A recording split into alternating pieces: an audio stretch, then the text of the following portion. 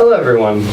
So as we communicated via email, we are here today to discuss the possibility of moving Tom from Lisa's self-contained resource room to Miss Scully's general education classroom. So before we jump into things, I'd like us to just quickly go around the room and have everyone introduce themselves. So my name is Carl Rogers and I am the school counselor here. Hi, I'm Miss Sully. I'm the general education teacher. My name's Lisa Jenkins and I'm the intervention specialist here as well as Tom's current teacher. Awesome. And I'm Mark. I'm Tom's dad. Thank you for coming, Mark. Thank you. So I would like to begin by sharing some of my observations of Tom. As long as nobody objects, I'll be looking at my laptop while I talk. And this is just to make sure that I cover everything that I observed and that I wanted to cover. So no objections. Great, thank you. When I finish talking, I'll ask each of you for your input. Is that all right? Great. Great. So, first of all, Tom is an incredibly bright student. He really is. He is inquisitive, he has the ability to work hard in class, and it seems to be because he really enjoys learning, which you don't see from every child his age. I truly believe that Tom could be a leader among his peers. He's a very social kid, and I believe he could return to a general education classroom. As for things that we need to improve on, my primary concern at the moment is Tom's behavior. So according to Lisa, Tom has occasionally been starting fires in the classroom. He's the fire burning club. He has not been listening as well as he probably could be. She also mentioned to me that Tom has had some violent outbursts, which I confirmed through my own observations. So these violent outbursts and the fire starting, as far as I can tell, surfaced after Tom was moved back to Lisa's classroom after the restructuring at our school. So he believes that this class, Lisa's class, is a baby class because he was in there before. And his mind really can't be changed. He's very set on that. Right. So because of this, I believe that Lisa's classroom is no longer the least restrictive environment for Tom. And in my professional opinion, the first thing that we need to do is to move Tom out of Lisa's classroom. And I believe that that move can actually be into a general education classroom. So after moving Tom to a new classroom, his teacher will need to address his short attention span, his kind of trouble staying on task, trouble reading, organizational skills, and his aggression. So to address Tom's aggression, I believe Lisa's discovered some effective behavioral modification strategies that we can talk about later. And those include behavioral contracts and problem-solving activities. I don't know if you've been seeing any of that at home. Well, at home it's a different story. Obviously, because I've been in jail for 40 years, I don't know Tom as well as I would like to. But over the last month or so, Tom has been coming home pretty happy with a smile on his face. I ask him how his day was. He tells me about a really interesting project that he's doing in class, a really interesting book that he's reading. But over the last couple of weeks, he has not been smiling, and he's been very short-tempered and angry. He's just been generally unhappy, and maybe that's because of the switch in his classes. It sounds like that could be due to the restructuring of the school, so I think moving him might really help. Once we do move him, the other concerns include his short attention span and staying on task. And I believe that enforcing a strict routine for Tom's Ritalin will help with that. So that's something that we can do at school with the school nurse, but we're also going to need help with from you. I'll need to bring you his prescriptions. That would be great, thank you.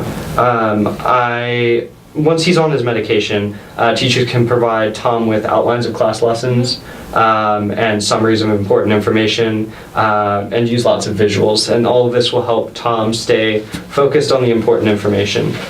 So Tom will be responsible for learning all of this information and keeping the handouts that we give him organized in a binder. And the binder will have tabs for different subjects, and we'll provide that for him. So finally, I think Tom should step out of his classroom for about an hour twice a week during reading time to work with a reading specialist. And I think that this will help him catch up with his peers. So kind of my vision for the rest of the meeting is that Lisa, I'd like to hear your thoughts as a professional on my recommendations for Tom. Ms. Scully, I'd like to hear your thoughts on integrating Tom into your general education classroom. For example, do you think his IEP goals and behaviors would be manageable in your classroom? Before all this, Mark, I'd like to hear your thoughts on my observations and recommendations for Tom. Do my observations at school align with your observations of Tom at home, and do you think that he would be able to function well in that general education environment? I think that everything that you just listed is perfect. I only know Tom, I know him for I've just watched his emotions over the last couple of months. And they've changed drastically. So from what you're saying, there's a reason for his emotional change. And it looks like you guys all have that under control, and you have a step-by-step process on how to fix it and how to make the best Tom. Yeah. And to elaborate more on that step-by-step process, I'd like Lisa to talk a little bit about his IEP, which is his individualized education plan. Okay. That includes information about behavior modification and just some learning goals for him. Yeah, so we've all noticed the same things about Tom, about the changes once he entered my classroom again. So we've found that while a large majority of students in our classroom are able to finish our tests with no extra time needed, Tom generally does require an extra 20 to 30 minutes and needs prompting when he gets distracted. We've also found that a majority of students at this age are able to stand still and focus on the test while Tom gets distracted a lot, but he's able to focus better when he's in a smaller room with fewer people. Generally we go to the library where it's quieter. Tom does struggle with comprehending reading. That's considered to be average for his grade level. And most students that are Tom's age also have greater control over their actions, while Tom has little impulse control and has a hard time expressing his displeasure in an appropriate way. Children his age are generally encouraged to use their words to express their displeasure, and Tom does have those violent tendencies that we already talked about, and he's been refusing to do some of our work. So we set some goals for him that we think will really help him with the behavioral aspect of his work here. So our first goal is for Tom to be able to determine when he will have these outbursts and remove himself from the situation. He'll always be allowed to leave the room to go see a school counselor if he feels he'll have an outburst, and he will use his own opinion to determine what situation he should not involve himself in and when he needs to step back and take a deep breath. We would approach this with those 3 objectives in mind. And then our second goal for Tom is to be able to speak to his therapist about his issues and work through some of his issues. He's been seeing this therapist for a while and it was going well. But since he's come back, he's been more reluctant to share. So we think that we want Tom to be able to go to the counselor by choice and not just because this is the time when Tom should go to see a school counselor. And we want him to be able to express his feelings while he's there. The next step is that Tom would be able to use some of the effective anger management techniques that his therapist gives him. And then we would also like to help Tom understand that he won't always be able to get what he wants, which we think will lessen his frustration in the classroom. That makes a lot of sense. So do you have any specific thoughts about those goals for Tom? Do you think those are all manageable? I think so. I think you really hit the nail on the head with those.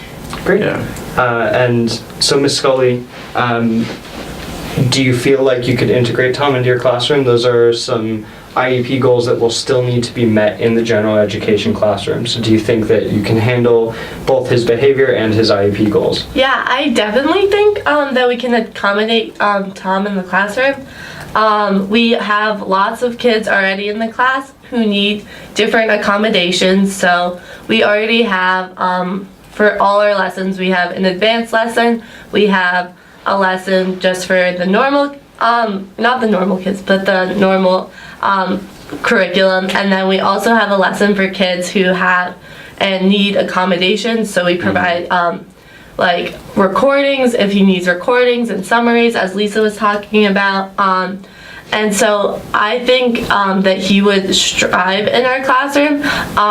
We could provide him with an aid just for his anger management, and if he gets frustrated, it'll be an easy way so that he can just remove himself from the situation, take a walk, talk to someone. And I just think that would be really helpful because just for the whole classroom just to function as it is now, so it won't be like drastically changed for anyone. Also, Lisa mentioned that he takes longer to complete his assignments, and I really think that that's not going to be an issue because we have several kids who go outside the classroom to a smaller classroom to take their tests. Usually we start kids with 50% extended time, but if we in our meetings or like down the road decide that's not enough time, we can always give him more time. And then also I think a good idea would just to be to have Tom have a special place in the classroom, and we could find out like what he likes to do, such as like drawing or anything, really, but just so that like if he does get frustrated, it's a good way that he can just go and remove himself from the situation for a couple minutes and then rejoin the class. And so aid really wouldn't be necessary in that case because he could just go and then come back. Okay.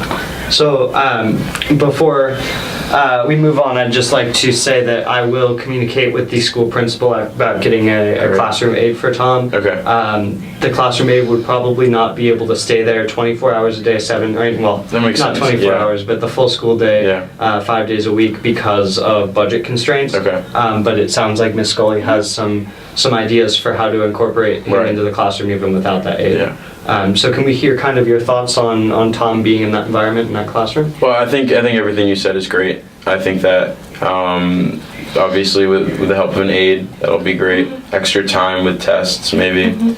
But I also think that I think we should all meet maybe once a month, if that works in your schedule, just to go over how Tom's doing in class, what else I can do, if I need to get his prescriptions in at a certain point, if he's starting another fire club, and just kind of like a general update.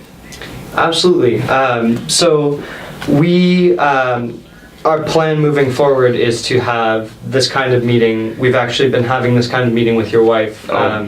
It's called an IEP meeting, so an individualized education plan meeting. Right. And this is to continue to update Tom's goals for behaviors and learning, considering his need for medication and behavior modification. So yes, we will continue to have these, and we will also continue to communicate via email. Yeah, I also, since I'll be spending a lot of time with Tom, I think it just might be a good idea for me to send you a quick email like once a week, just to update you on what's happening. That'd be great, and I can update you guys on what's happening at home if there's anything happening. Yes, definitely, we would appreciate that. Great. So my vision for moving forward is that, as you may have noticed, I've been taking notes during this meeting. Yes. I will send you all a copy of these notes, and then we will continue to talk. I think that what I'd like to have happen is that for the next week or two, maybe Lisa, you could start preparing Tom for this transition, letting him know that this is something that might be happening. I think that is something that he'd be really excited about and get behind. And then after that, once he's been prepared for it, we start integrating him into Miss Scully's classroom, starting with an hour a day, not during reading time. Maybe, starting with lunch or recess and then moving into lunch and recess in one subject area and slowly integrating him more and more into that classroom so that he can get to know the people in the classroom. He's not thrown into a new environment, and he has something to look forward to. He can feel like an adult among this baby class that he perceives. And he can feel included. He can feel included, and then once we are eventually able to make that full transition, that he already has friends and feels comfortable in the environment. Sounds good to me. Great. So I will, again, send you all an email with the notes. I will keep you updated about that timeline, and we will all stay in contact via email and continue to have these meetings. Great. Thank you so much for coming in, Mark. Oh, thank you guys. Watch out for that. Thank you. Have a nice day. You too. I think that went well.